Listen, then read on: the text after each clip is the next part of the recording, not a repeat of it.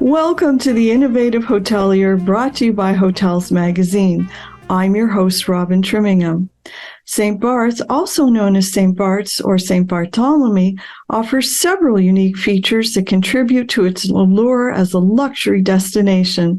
But with a landmass only slightly more than half the size of Manhattan and a population of approximately 9,000, its smallness must also be carefully marketed to the right target audience.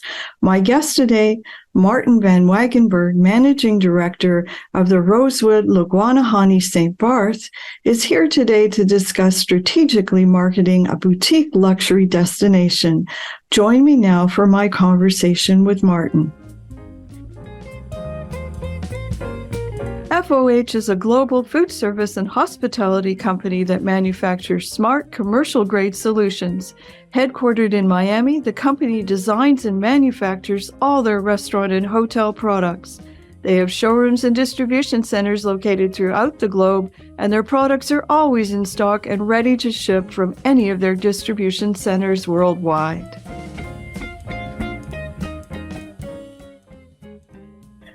Welcome, Martein. It's great to chat with you today. Hey, Robin. Great to see you too. Well, I understand that today's a very special day and that you're celebrating 10 years at the resort. Congratulations. Thank you. Thank you. It's just unbelievable how quickly time flew by. I have to say, though, you've had quite a journey. If I understand correctly, your property was closed for almost 4 years for renovations. So in some ways, I imagine it must have been like starting almost from scratch when you reopened. How did you begin to approach that task? Well, I think for us, the most important thing was that we wanted to keep the identity of the property and the different color schemes, the authenticity, because that's what we have here on St. Bart's. To keep that very much in our mind, and that although we want to elevate it, the different levels of service and as well guest accommodations, it was very important that we kept the DNA and the soul of the property that our guests really enjoy so much. We're after all in the Caribbean. And we can have that little bit of flair, we can have the color, we can have our little bit of quirkiness. And that is really something that within the development process of these renovations, we took that as a core, and then we continue to develop that. So then, of course, we're talking about the physical structure. Talking about the human element, which, of course, is at the end of the day, that's what it's all about. It's really we went to the south of France and as well to Paris in order to interview our potential candidates. And from there on, we could hire the best that were possible to come and to be part of our team.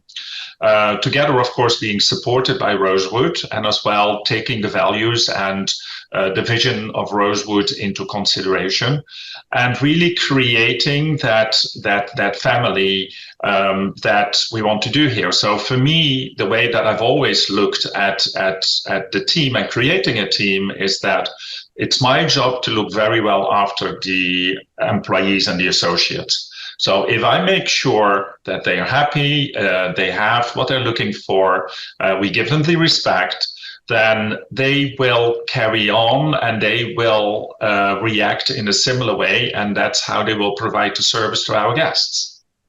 You know, I think you make an excellent point. My way of saying it would be, you talked about the importance of remaining true to what you really are, and keeping the important aspects of that in the forefront of everything that you do in the renovations and the kind of people that you're hiring.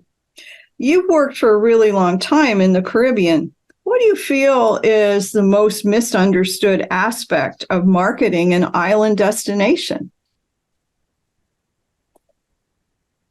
Um, Very often, I think it's actually the cultural depth and the origin of the island. So, and that each individual island in the Caribbean, and as you mentioned, with my experience, I've been very fortunate to have been able to work on a number of different islands. Each individual island is completely unique. And that is based in its culture. It's based about the evolution. It's not just about the pristine beaches that we have here, the luxury resorts, but it's about all this history that's out there and the vibrant communities that we are working with and within and we are part of, which I believe is very important. It's so diverse and there are so many various interests from island to island again. We have the adventure seekers, nature enthusiasts, history. We get the food connoisseurs. Then we are looking at the cultural aspects. We look at the indigenous art, the music, the culinary scene. So there's such a wide range of activities, experiences that can be offered that there is something for everyone. Yeah, I really think that's true when it comes to the Caribbean. I was fascinated when I was reading a little more about St. Barth in preparation for our discussion. I live in Bermuda. I thought my island was small. You know, we're 21 square miles. We've got 65,000 people. But let me tell you, I couldn't believe it. There's only like 9,000 people on your island, and it's maybe half the size or less than mine is.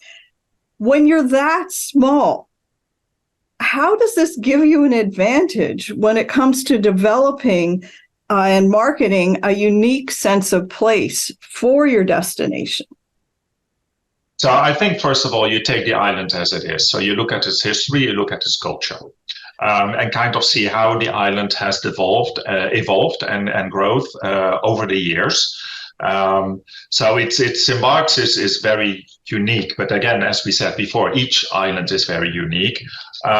St. Bart's, actually, the tourism industry is not really that old. It started somewhere in the late 60s, a little bit.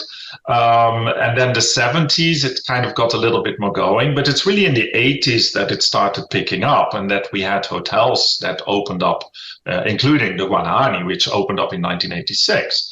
And then little by little, it kind of developed itself towards what it is now. And yes, we're small. It's 25 square kilometers. So, and we have indeed 9,000 people living year round. But it's really looking for all these specifics and kind of taking all these elements and then put them together where we can align ourselves, and I think this is particularly true for Rosewood, to this sense of place. Again, that is the hotel and the resort that we've created here was always already very authentic, and we kept it in that way. Yeah, it has the French, Italian architecture in general. We have the vibrant colors that you find back in the Caribbean. And it's really during one element, again, the product that you have and the experiences, but then it's as well about what is the atmosphere and what you kind to create, what kind of soul are we trying to share here with the individuals. And again, for that, you go and look again at the history of the island, and you combine these things so that, you know, we can have this lovely joie de vivre atmosphere here. I think in that respect, we are very fortunate because we have our own little private peninsula. You've got the lagoon on one side and the ocean on the other side. And then at the end of that peninsula, we have kind of, we call it Le Morne, which is actually only now with indigenous plants that are on that specific Morne. We created a hiking trail. You can go top of the Morne, and then you can get this beautiful view over the whole northern part of the island of St. Bart's. So it's really incorporating what is there into continue that and put it into your day-to-day experiences that we offer towards our guests. When you have a property that is in a unique place, both culturally and from an ecological perspective. In your opinion, why is it essential for hoteliers to play an ongoing role in actively developing and practicing sustainability in their host communities? Well, that's what we offer for our guests, and that's what the guests are coming to see us for. It's a lot of it's coming from Mother Nature, the beauty of the beaches. We are very fortunate because we're in the middle of a nature reserve. So that means as well that we do get a responsibility to looking after things correctly and properly. I feel that is, and that we started doing as well with the reconstruction. So we looked already about, so what can we do? How can we do things better? How is the impact towards the environment the least? We invested a lot of money into the latest design with regards to desalination plants in towards our own grey water treatment plants, so that we could, because water is a scarcity on the island. So we, unfortunately on St. Bart's, we don't have any sources of water except the ocean. So we have to make sure that whatever we take, we give back in the appropriate ways. And in order for us to have these beautiful lush gardens, which at the end of the day helps the planet again, because we keep everything just a little bit cooler on our little spot, we have to make sure that all these items and the ecological elements are there. I think it's just lovely that we have a lot of turtles running around on the island. And of course, children absolutely love that, but even the adults as well. It's just wonderful to see that life. We have iguanas that might be a bit scary at the beginning, because we have few of them that are kind of like 1 meter to 1.5 meters long. Wow. Now, then we have in the lagoon, we have turtles that are living there. So hence what we did as well. Yes, you can do snorkeling in the lagoon, which is great. But then for the little ones, we have these see-through kayaks, so that the parents can go with the little ones over the lagoon and they actually can see the turtles in the water. We have some rooms that are very close to the water, and then when you sit there in the morning and you kind of see the sun rising and you have your little cup of coffee, you see the little heads of the turtles popping up to take some air. So that is a very important element. I think the other element is as well kind of being part of the community. So we have been working on, and we do have a certificate to actually be the hosting hotel for tourism programs on St. Bart's. They've created, so again with the local organizations, that people that are interested to actually work in the hotel industry, they can follow a specific course that has as well, which could be either in the kitchen or in the restaurant or in housekeeping or reception. So they get the theoretic base, and then they come to us where they do the practical portion of it. Okay. So again, that's giving back to the community. We have a lot of the younger trainees that are coming to kind of see if the tourism is something for them. So these are, again, elements that I think are very important as well for us in order to look at sustainability. I think that is an excellent approach to solving the staffing problems on your island that all hoteliers continue to struggle with around the world. How does Rosewood, the brand, approach sustainability? I'm very impressed what we've seen so far from Rosewood, and as well the different programs that they have put forward. So they're really committed towards sustainability and as well environmental stewardship. For that respect, we do have, and us as well, again, we have certain responsibilities.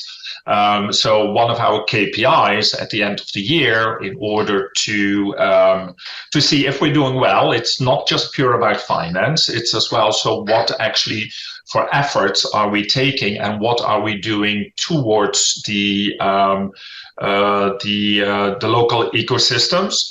At the same time, it's as well reduction of electricity, reduction of water.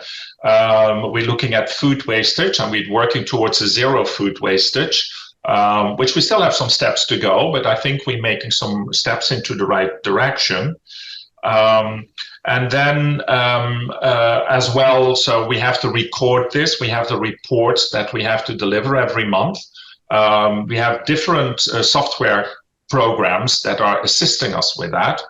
And this, again, is kind of carried on throughout Rosewood. And then it's not just about the physical things, but it's as well, what are we doing to the community? What's our social impact? How can we get certain people that are perhaps not quite able of doing the day-to-day tasks in their life? So what can we do on our property to create a position so that we can still help people that are that we can assist them into being respected in their own local community, because they can produce and they can be productive. So Rosewood just started out now doing the new DEI policy. So it's much more about the diversity, equality, and then the inclusion. Which again, for us on the island, it's very talking, because we have different cultures that are coming together,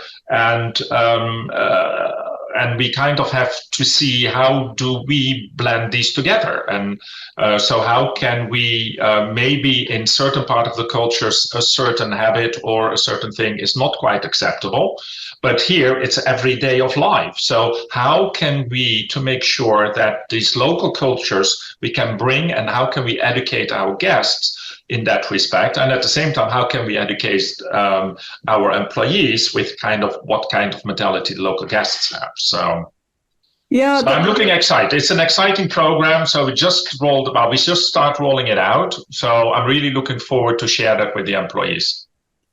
I think you make an excellent point about cultural awareness and appreciation. Once upon a time, I moved to Bermuda about 30 years ago, and I was from North America. And there's a custom here. I'm sure you have the same. We greet everybody in the street, whether we know them or not. But in my country, that also extends to elevators. Now, I don't know how many elevators you have in St. Barth, but here in the office buildings, if you get into the elevator in the morning, you really need to say good morning to everybody individually in the elevator. Otherwise, they consider you're not polite. But where I was raised, if you talk to people in the elevator, they would be calling security. So yeah, it's an ongoing thing, and I think the more that we work to know each other, the easier all of these things get, and we can have a laugh about the things that seem different to us, but are really nice once we get used to them. Yeah. Well, I have similar experiences, because, of course, here you say hello to everyone and every guest and every employee or any team member. But as well, if you walk down in Gustavia, in the town, it's just hello, how are you? Bonjour, bonjour, bonjour, bonjour. So then, and it's promptly every time when I go either in the US or go back to Europe, and then I come off and I just keep doing that because it's such a habit. And then you get these people staring at you in the middle of the street and say, what is this? But, but overall, actually, I must have some great reactions on that. And, it's just a wonderful thing. Yeah, I had absolutely the same experience when I would go to a shopping mall in North America. I'd go into the store and I'd be saying hello to all the sales ladies or men or whoever it is, and getting stunned looks because nobody had talked to them all day long. Yeah, absolutely. Let's change the subject here a little bit. So St. Barth, as I understand it, has a reputation for attracting affluent travelers who are seeking, I'm going to call it a premium vacation experience. So for our listeners who might be struggling to market a similar type of destination, what would be your advice? It's crucial, I think, to emphasize exclusivity and privacy, which is one of and security. These are some of the elements, or these are the most important elements that we have on St. Barth's. And it's relatively a laid-back luxury. So, we have so many unique features and amenities here. And we do have this exclusive access and exclusive to the experiences that we don't have that much in the Caribbean, of not anywhere in the Caribbean. So some islands do it have more than the other. But I think for us, it's what we have is space, because the island, it's kind of controlled, and it's not yet, and it won't be, because with the different of the philosophy of the government is that, we have to be careful. We have to keep our island, and we have to keep so many green places. So development is little by little. I think we did see some upsurge after Irma, of course, but that I think partially that came because people didn't quite realize what was already constructed before Irma, because we had such a dense greenery.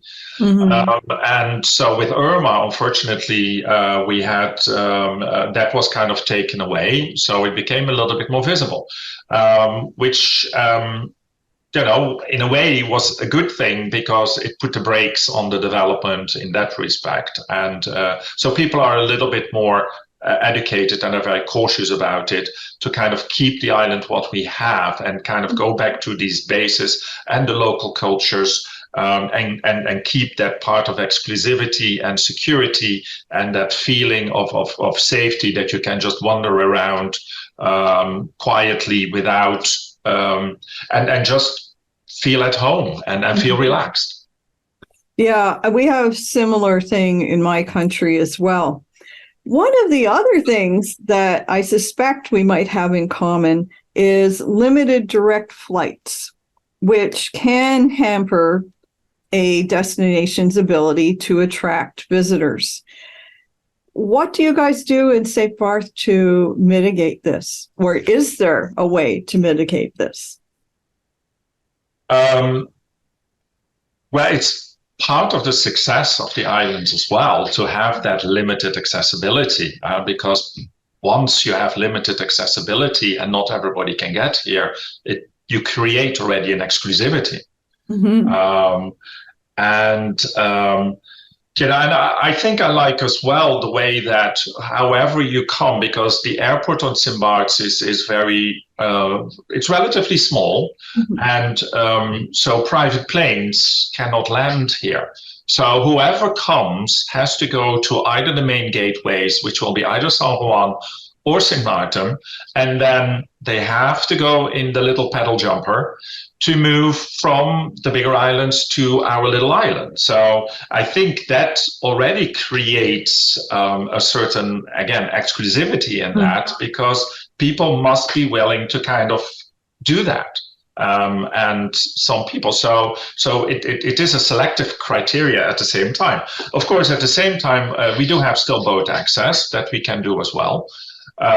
So from St. Martin mainly. And for the rest, it's a question of planning between the local authorities to kind of see how can we make maximum use of the different airlines and the flights that we have.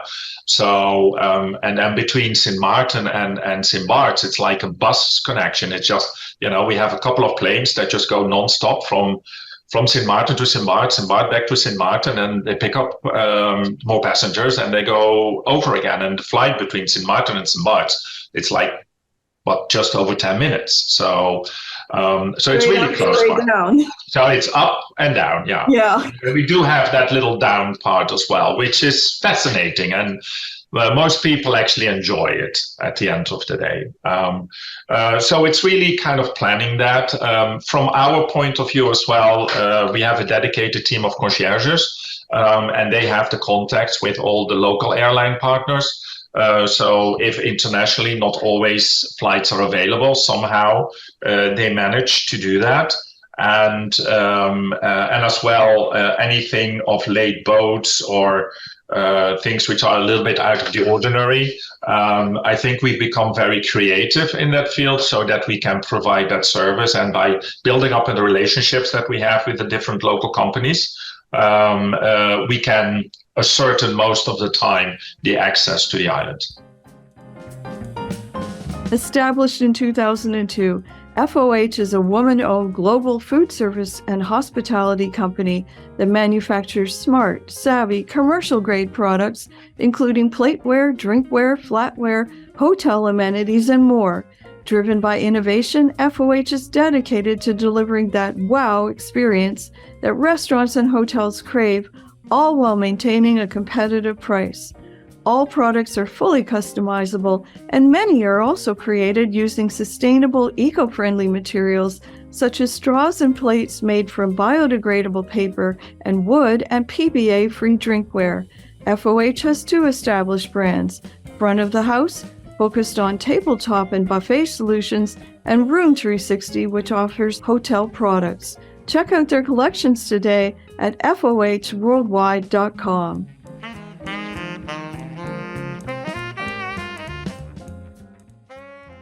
Am I right in thinking that, like most Caribbean destinations, St. Bart's experiences significant seasonal fluctuations? And if that's the case, how do you flatten the curve to attract more people in what we here call the shoulder seasons?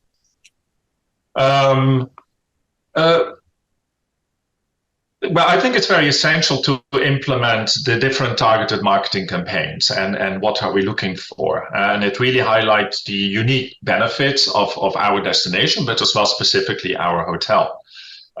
So we are room count the largest hotel on St. Bart's. So we have a whopping 66 keys. Which anywhere else in the world would be considered as being very small, but now here we are. But then as well in the shoulders, and as well we are the only kind of full service resort on St. Bart's. So we have the beautiful 2 beaches, we have a tennis court, we have 2 pools. Most of the rooms have a beautiful ocean view. So for us, we started targeting more the incentive market for kind of the lower weeks in the shoulder season, so that we can have that little bit of group bookings. The other part of incentives, we have the more social groups, so for anniversaries or for birthdays, weddings. So again, kind of slot them in at the right period when we know when the demand on the individual FIT traveler is a little bit less. So by focusing on those, we are as well the most family-friendly hotel on the island, so that we have as well a full Rosewood Explorers, the kids club, with again a lot of programs again that are aligned to the our environment and the sustainability. So all these different groups have different demands at different times. So for us and our sales and marketing team to kind of establish that and then try to fill the gaps with the different markets and kind of see when their need is really there. And at the same time, it allows them as well to provide a little bit of extra service, perhaps at certain times, in order to make that happen and to kind of flatten the curve. You know, I think you're making an excellent point that I'm not sure all of our boutique operators really appreciate. You know, you are part of a very exclusive global brand. So for you to go after group business. That would be a natural thing that you would definitely do at all of the Rosewood properties. But I wonder how many of our listeners who are independent operators are really making an effort to go after the kind of group bookings that you're talking about. Because if you have a beautiful property, there's no reason you can't do small weddings or whatever the case may be. Let me ask you a similar sort of a question. I've been reading that St. Barth has a vibrant nightlife for a very small place. How do you sustain enough of that in the off-season that the off-season visitor feels like they've had the authentic St. Barth's experience? I think we've been quite fortunate in general with if we take into consideration the number of hotel rooms that are actually on St. Barth's, because we don't have that many. So overall, we are just hovering around the 500 hotel rooms. So that's one thing. And then they're being complemented with villas. And then, of course, we have 3 and 4 bedroom villas on the island. But so even our shoulder season is still reasonable. Okay. And that we can keep the nightlife going, and basically for the restaurateurs and the the beach clubs, it's still good business. At the same time, that is as well the time that we look a little bit more towards the local population as well. So how can we entice them to kind of come and be part of those festivities? And so what can we do there? And at the same time, there are a number of events and social events. So the social calendar of St. Barth's is actually quite large, and we kind of have every month a number of events which are actually going into the shoulder season and into the summer season. So we have music festivals, we have theaters. So there are lots of different elements that talks very much towards the local population, but at the same time as well to the tourist, and we can actively promote that. So we, for example, on our website, you find the different events that St. Barth's is organizing throughout the year. And for ourselves, recently, we had a incredible saxophonist and entertainer, so Jimmy Sax, who was playing here. So we did a beautiful concert right on the beach, which was very well attended.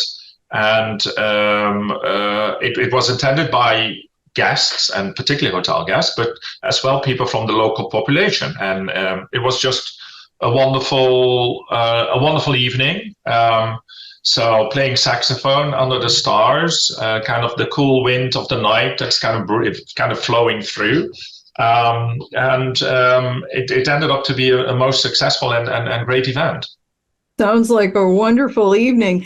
It just sort of makes the case that, in the shoulder season and the off season, it really comes down to knowing your guest, knowing the local population and how to attract them so that people do continue to come out. You touched on the fact that St. Barth's is a favorite place for celebrities and high-profile individuals. That's kind of a double-edged sword, because on the one hand, they're craving privacy, safety, exclusivity, but you also want to promote your destination and all of its wonderful amenities and experiences. How do you find the middle ground on all of that? Well, I think the celebrity clientele, or the exclusive high-profile individuals, now most of them are coming to St. Barth's just because of the reasons that you mentioned. It does have this exclusivity, it has that privacy, and they feel safe, and they are safe on St. Barth's.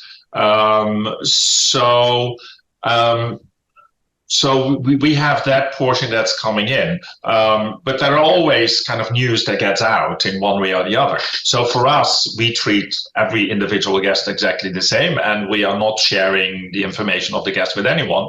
We are not using that in our marketing campaigns.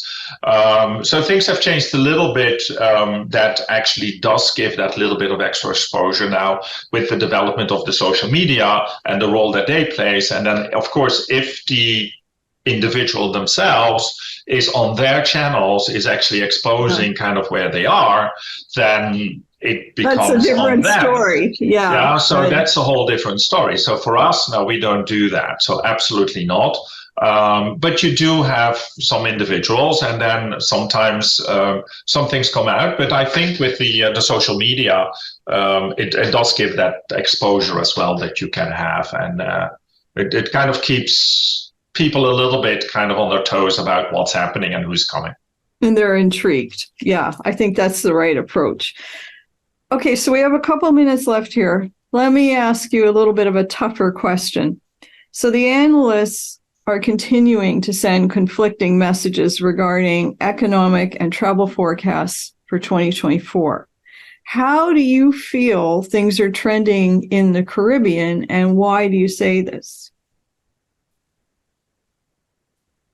I agree that there are some very conflicting messages that are out there. I think one of the things that we've learned as well is that with COVID, a lot of things have changed, and you can't really look at previous years again in the way that we used to do it, because things are completely turned upside down. So if I look what happened to us, we opened, once we opened, we kind of started okay. It was a new opening, so we were relatively cautious and careful in kind of what we set as our targets, and what our pricing strategy was, and as well what our expectation for occupancy was. So we started quietly, and as well you have a whole new product. So, and an opening you can only do once. So, and you want to do it correctly. So we took it a little bit slower than the others, and we just took a little bit more time, but we continued to grow. And if I look at the mixed messages that are out there, there certainly are.